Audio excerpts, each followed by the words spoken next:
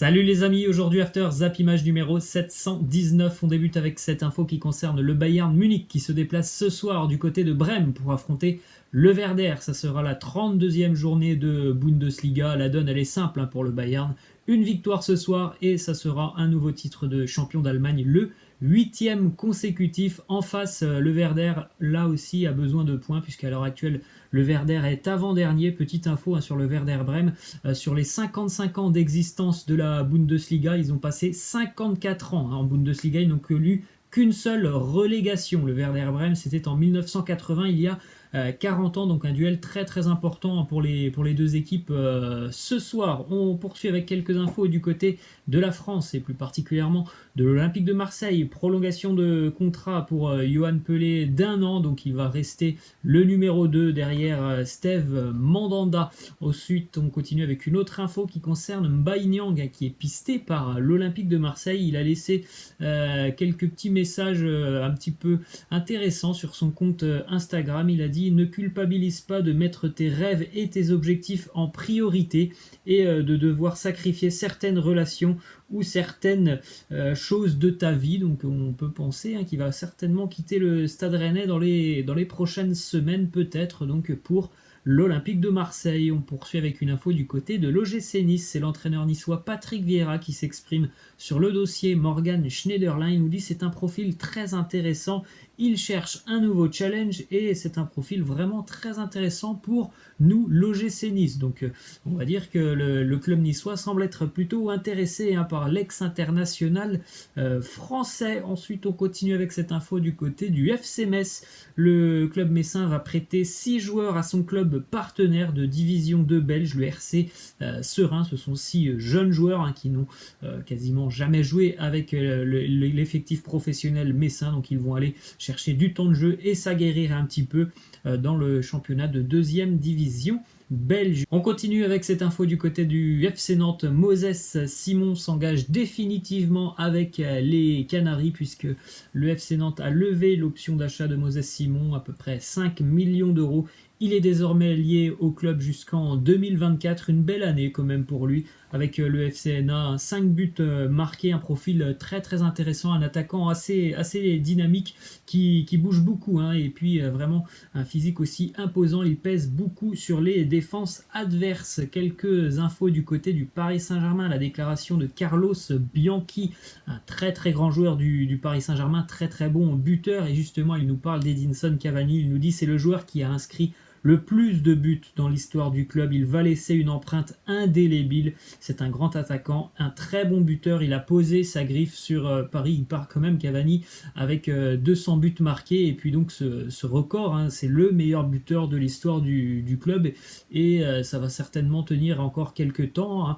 On pense peut-être que Mbappé pourra le dépasser dans quelques années, si Mbappé reste aussi encore quelques années du côté de Paris. Petite info qui concerne Neymar, il ne devrait pas bouger cet été puisque on a bien compris qu'il avait quand même, je pense, l'ambition et l'envie une nouvelle fois de retourner du côté de Barcelone, mais ça aussi on le sait, le Barça n'est pas en mesure financièrement de revenir à la charge, notamment à cause du Covid-19. En revanche, une prolongation de contrat de Neymar n'est cependant pas à l'ordre du jour. On poursuit avec une info sur les joueurs qui vont quitter le Paris Saint-Germain dans les prochaines semaines. 8 joueurs vont quitter le club, on le sait déjà pour Cavani, pour Thiago Silva aussi, et puis après il y en a d'autres, c'est très très fort probable, comme Kurzawa, Meunier, Choupo-Moting, et puis on rappelle aussi qu'il y a 2 jeunes joueurs de la formation parisienne qui ne veulent pas pour le moment signer de contrat professionnel avec le PSG, à savoir Tanguy Kouassi. Ça, je trouve que c'est quand même une grosse perte pour le PSG, et puis aussi le jeune milieu de terrain Adil Aouchiche.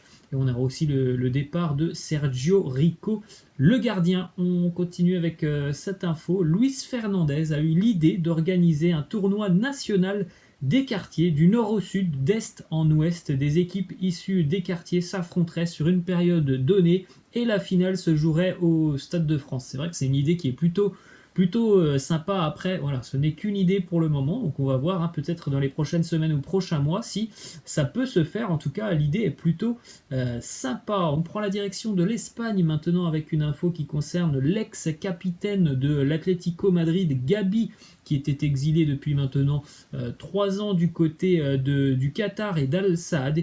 Il va donc quitter le club et devrait prendre sa retraite de footballeur. Il pourrait rejoindre le staff de Diego Simeone, l'entraîneur de l'Atlético Madrid. La carrière de Gabi, plutôt honorable, a une belle carrière, surtout du côté de l'Atlético. Je crois aussi qu'il a joué à Saragosse en Espagne, Retafe me semble-t-il.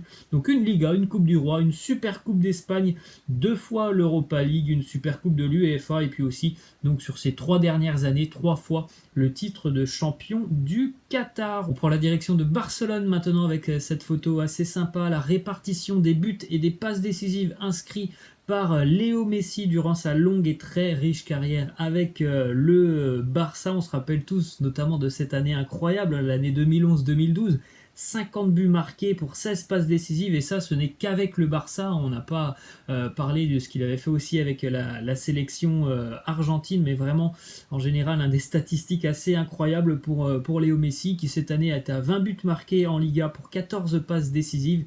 Il est évidemment à l'heure actuelle le meilleur buteur de la Liga. D'ailleurs, le Barça jouera ce soir à 22h face à Leganés. On continue avec quelques infos du côté de l'Allemagne. Le directeur du football du côté de Dortmund s'est exprimé concernant Jadon Sancho. Il nous dit: pour le moment, nous continuons de penser que Sancho jouera et va rester au Borussia Dortmund la saison prochaine. Sur les rumeurs, je peux dire qu'il n'y a rien. Donc je pense qu'il faut attendre dans 3 semaines l'arrêt du championnat allemand, certainement, pour que le dossier Sancho se décante.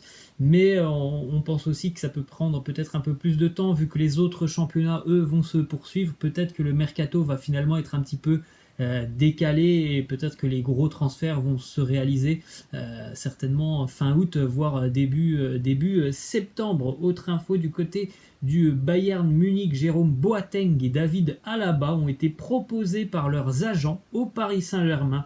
Alaba a refusé ces dernières semaines les approches de Manchester City. Le Bayern lui a déjà transmis une offre de prolongation de contrat. Je pense que du côté bavarois, on souhaite conserver les 2 joueurs, que ce soit Alaba ou Jérôme Boateng. Après, maintenant, il faut trouver aussi un accord pour cette prolongation de contrat. On continue avec une déclaration de Robert Lewandowski, l'attaquant polonais, qui s'exprime sur le Ballon d'Or. Ce n'est pas une obsession pour lui.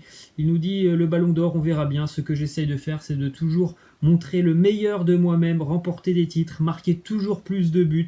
C'est quelque chose, le Ballon d'Or, qui viendra avec les trophées collectifs. Donc à voir certainement en fin d'année, le mois de décembre, si Robert Lewandowski pourra prétendre au Ballon d'Or. En tout cas, actuellement, c'est sûr que c'est un prétendant. Je pense que la Ligue des Champions, courant du mois d'août, va certainement délivrer de gros indices. Si le Bayern est vainqueur de cette Ligue des Champions, je pense que Robert Lewandowski sera vraiment très très proche de le remporter cette saison. Si c'est pas le Bayern qui gagne la Ligue des Champions, bon, ça sera un petit peu plus ouvert. Ensuite, une info qui concerne Lucas Hernandez et Dietmar Hamann, ancien joueur du Bayern Munich, qui s'exprime. Il nous dit: Hernandez, c'est le plus gros problème que le Bayern doit résoudre dès maintenant. Ils doivent se dire qu'il y a une solution à trouver dès cet été. Les dirigeants du Bayern ne se plaindraient pas si un club anglais venait et payait une partie de la somme que le club a dépensée pour ses services. Ça semble être la fin de l'aventure pour Lucas Hernandez, déjà parce que malheureusement pour lui cette année, il a été beaucoup blessé. En plus, il y a l'arrivée d'Alphonso Davies et d'après ce qu'on entend, il ne s'est pas très très bien adapté au style de vie allemand. Donc certainement un départ cet été pour Lucas Hernandez, alors qu'on rappelle, il a été recruté très très cher l'année dernière. On continue avec une info qui concerne le Borussia Mönchengladbach, qui va devoir se passer des services de ses 2 attaquants français, à savoir Alassane Plea et Marcus Thuram, tous 2 blessés. Gladbach va jouer un match très très important face à Wolfsburg dans la course à la Ligue des Champions. On prend la direction de l'Angleterre avec une déclaration de Mikel Arteta, l'entraîneur d'Arsenal, qui se dit confiant pour la prolongation de contrat d'Aubameyang. Il nous dit: nous avons eu de nombreuses discussions avec Pierre, sa famille et son agent. J'ai bon espoir que nous puissions trouver le bon accord pour toutes les parties. Après, on a entendu aussi Aubameyang hier dire que Arsenal a les clés en main, donc on verra tout ça dans les prochaines semaines. Autre info qui concerne l'Angleterre et Manchester Manchester United qui serait prêt à proposer à peu près 80 millions d'euros à Aston Villa pour s'attacher les services du jeune international anglais Jack Grealish. L'anglais serait prêt à quitter son club formateur dès cet été. C'est vraiment un super joueur, Jack Grealish. Il est très doué techniquement, il a une très bonne vision du jeu. Ça pourrait être vraiment un très bon renfort du côté de Manchester United. Une autre info qui concerne les Red Devils, c'est Adnai Januzaj qui s'exprime sur son ancien coéquipier Paul Pogba. Il nous dit: je suis toujours très proche de Paul. Nous nous connaissons depuis notre enfance quand nous étions ensemble dans les catégories de jeunes de Manchester, et je pense qu'il va rester à Manchester cet été. À suivre aussi ce dossier Pogba, mais il est vrai que cette crise du coronavirus, ça va certainement freiner les envies du Real Madrid ou de la Juventus, puisque l'année dernière quand même on était proche d'un départ de Pogba. Certainement que cet été ça sera peut-être un peu plus compliqué. Une petite info du côté de l'Ajax Amsterdam, prolongation de contrat pour Klaas-Jan Huntelaar qui continue l'aventure à 36 ans. Il continue un an de plus avec l'Ajax jusqu'en 2021. Et on va terminer les amis avec la question de fin qui concerne le Golden Boy, donc le meilleur joueur de moins de 21 ans. Les 100 nommés sont connus. Vous faites un petit arrêt sur image si vous voulez connaître le nom de ces 100 nommés. Je ne vais pas les citer un par un. En tout cas, on a 11 Français dans cette liste, dont Eduardo Camavinga. Laissez-moi en commentaire quel est votre favori dans cette liste. Et puis donc cette petite image, vous avez quand même les grands favoris de cette liste. À noter que le Real Madrid compte 4 joueurs dans cette liste des 100 nommés. Voilà les amis, je vous laisse et je vous dis à la prochaine. Ciao.